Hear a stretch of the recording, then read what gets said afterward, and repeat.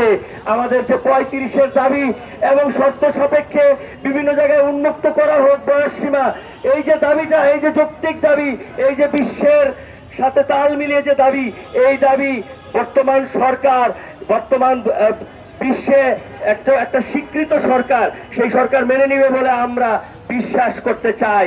আমরা আমাদের আন্দোলন চালিয়ে যাব যতক্ষণ না পর্যন্ত আমাদের আন্দোলন, আমাদের দাবি, আমাদের যৌক্তিক দাবি মেনে নিবে না, ততক্ষণ পর্যন্ত আমরা চালিয়ে যাব এই আন্দোলন।